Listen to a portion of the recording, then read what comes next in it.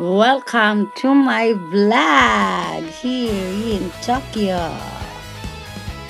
Good morning, good afternoon, good evening. Papunta na kami sa Tokyo to meet Mr. M.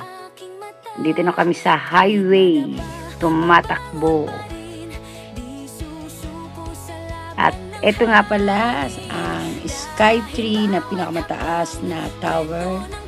Dati may Tokyo Tower pero hindi ganyan kataas. So, binago nila. So, ito na yung pinakamataas. Ang tawag dyan ay Skytree. Dito yan sa Tokyo Solamachi ang lugar. At ayan, nag-aura-aura naman si Inday.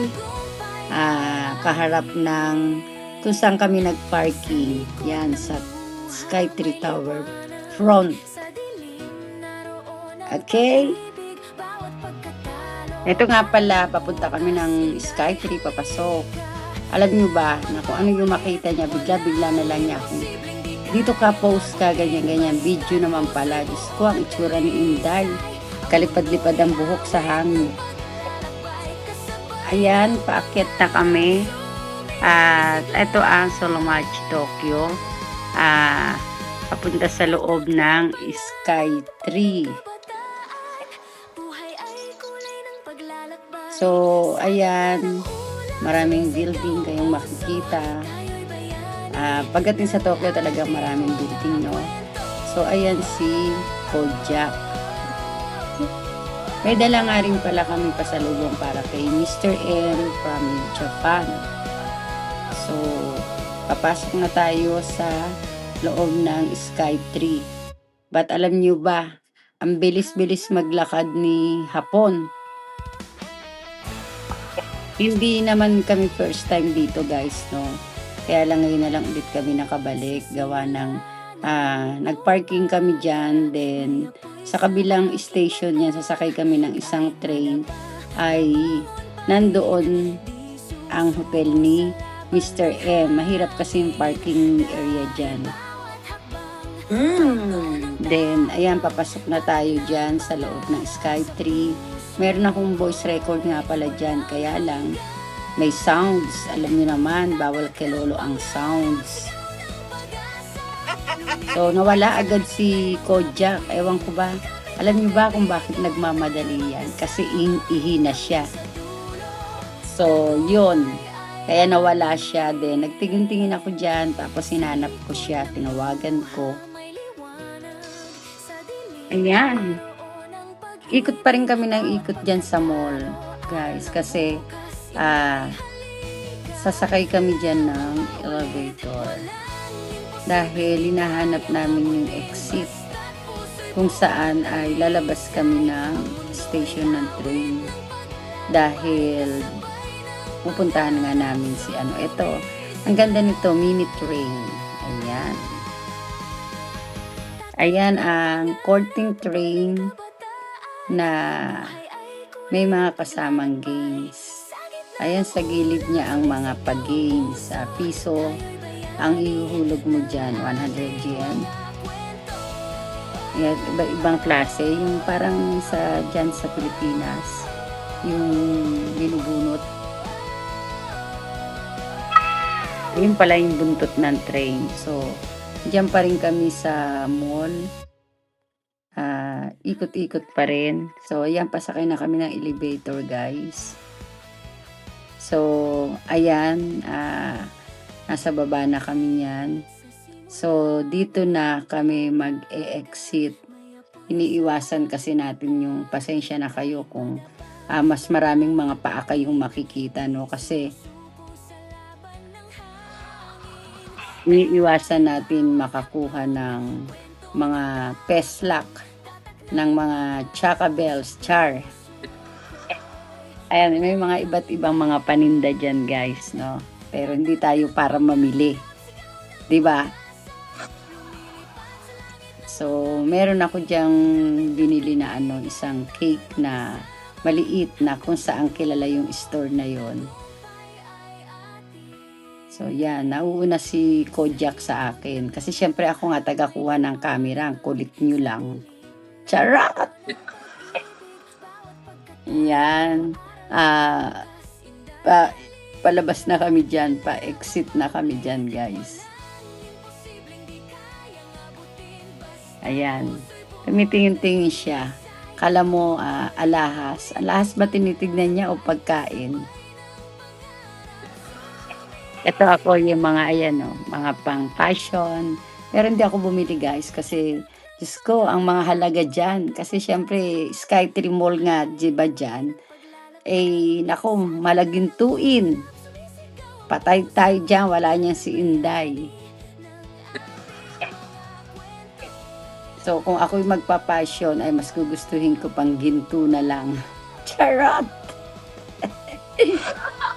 Mahal mo rin bibilin eh. Ayan, palabas na.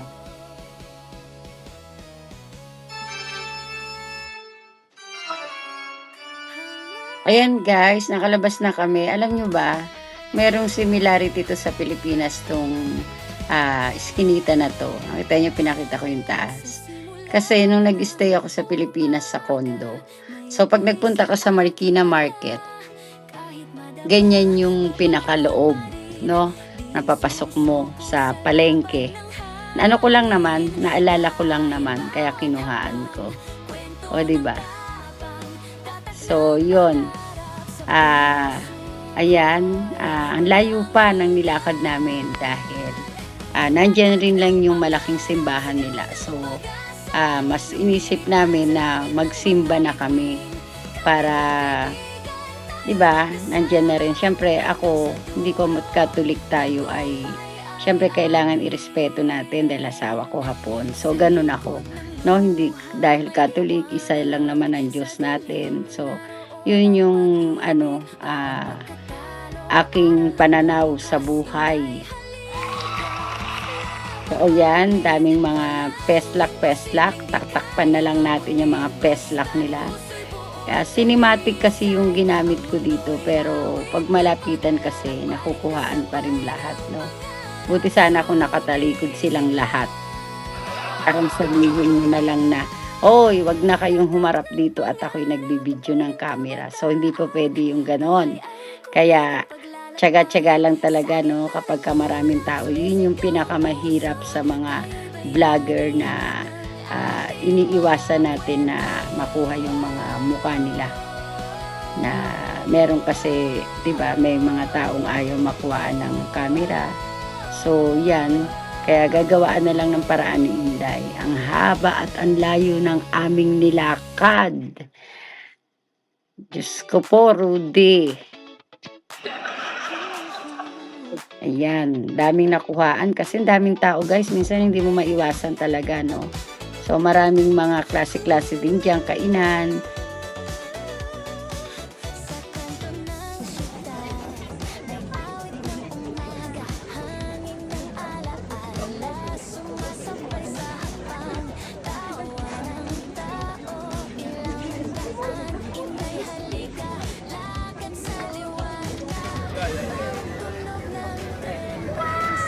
Ayan guys, kuha-kuha lang kami ni Kojak ng video. So, tinakpan natin yung iba hanggat maaari kung matatakpan-takpan natin. Pero hindi mapigilan eh.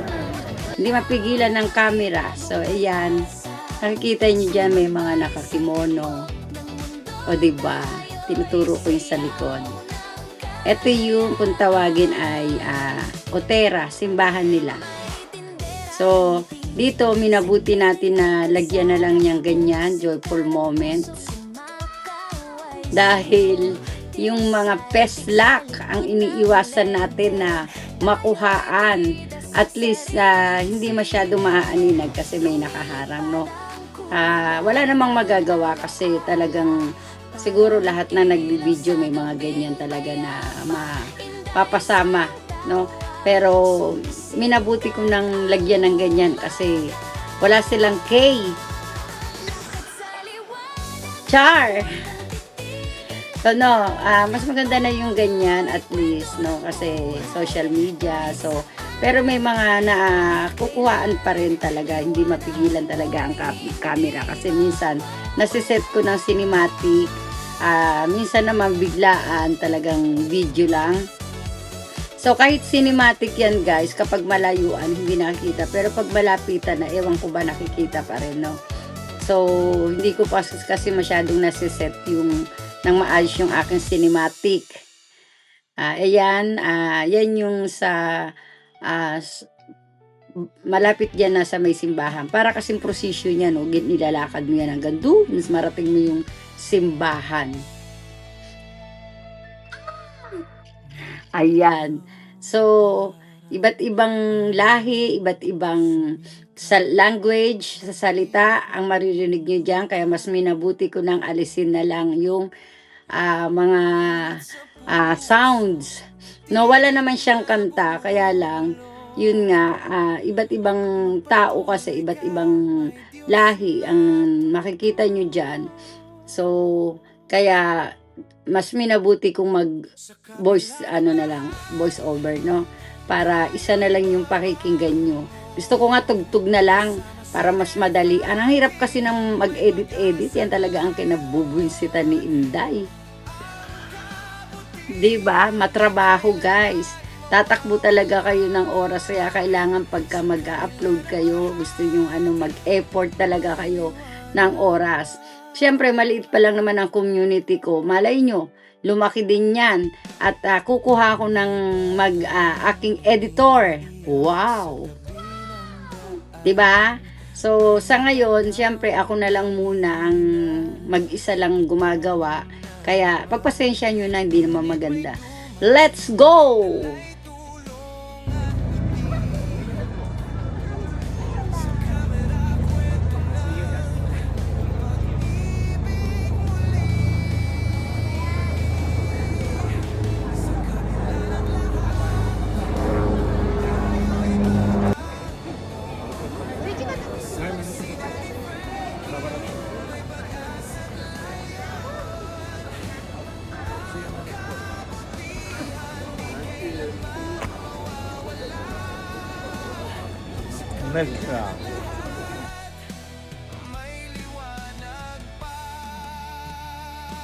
Ayan guys, ang kanilang simbahan. So magpapausok tayo.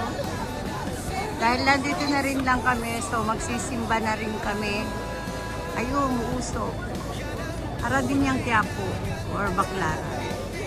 Bibili ka ng candle, then pausukin mo. So marami, parang fiesta. Charot! Fiesta na. Dito.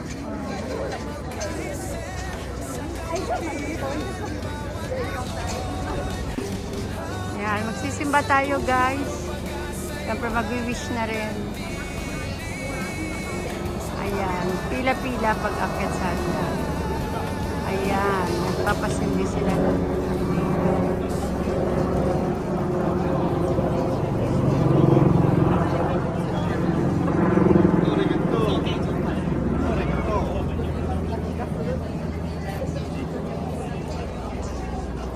Bago tayo magsimba guys, hugas muna tayo ng kamay.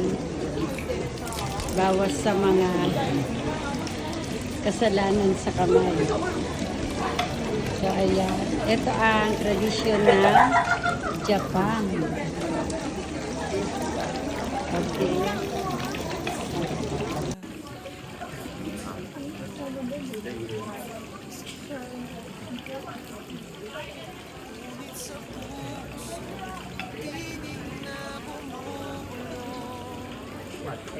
Magpatuloy ka, may Diyos na tutulong.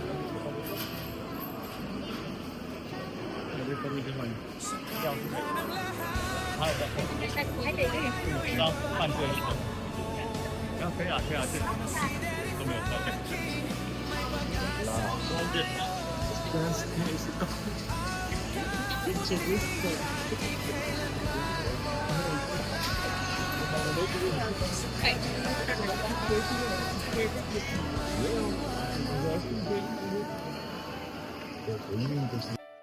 So, ayan guys, pumasok ulit kami sa mall kasi matagal pa yung oras ng pag-meet namin ni Mr. M. Then, maingay dyan. Kaya, ayan na naman. Voice over na naman. Ay, naku, Rudy. Charot. So, naghanap kami ng makakainan dyan, guys, ng medyo slight lang. Kasi kakain pa nga ulit kami nila, Mr. M, no, para makasama namin siya. So, hindi kasi kami nag-almusal. Kaya, yun, kailangan namin kumain. Ay, naku nga naman, guys. Sa gutom namin, no, dyan kumain kami. Kaya ng gulay. Masarap sana, garlic siya. Tapos, gyoza, fried rice, tsaka yung gulay. Diyos ko po, super alat. Kaya, tiniis namin, pero hindi namin nakinain masyado yung fried rice dahil maalat din, no. Pinapak na lang namin yung gyoza. Diyos ko, day. Simpleng tulong sa puso nagmumula. Yan ang tunay na ganda ng ating bansa. Sa kabila ng lahat. Andito si Mr. M. So, inikot-ikot namin siya dito. Kaya, nag-coffee na kami kanina, no? Tapos na. Kaya, pakatitikman ko siya nung puri. Ayan, nasa likod namin. So, habang interviewing ko si Sir. Sir, ngayon nandito ka sa Japan. May posibilidad ba na magkita ulit tayo sa Pilipinas? Possibility, yes. There's probably next year or either after few months pwede tayo magkita. Okay. So, ito sa kaalaman ng lahat, guys, siya si Mr. M, na isa sa mga sponsor natin, na naka-assign siya dito ngayon sa Japan. So, sir, pag-usapan natin, banggitin ko lang yung $1,000 na pinadala nyo. Yun ba ay may natira pa dahil nagbawas tayo ng sa box at saka yung pinamili na ni-request nyo. So, yun ba ay pagdating ko sa Pinas, may balak akong i-charity, ayun na rin yun sa inyo. Yeah, sure. So, yun, Sure. gagamitin po ba natin yun para sa Yes, pang-charity, sure. pang-mission? Sure. So, yun guys, ililibot-libot muna namin si Mr. M at kakain kami sa labas. So, hanggang dito na lang, no? Basta ayan, nakilala nyo na si Mr. M. Ayan ang aming sponsor. So, see you there in Philippines. Again and again, di ko lang alam kailan. Thank you, sir. Thank you. Okay, Thank you. bye-bye.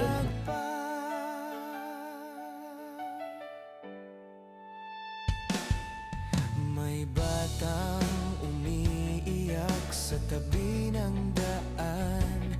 May matandang nanghihina. Dito lang yan sa Inday. Okay, Pagka Nerd! Very good. Thank you, guys.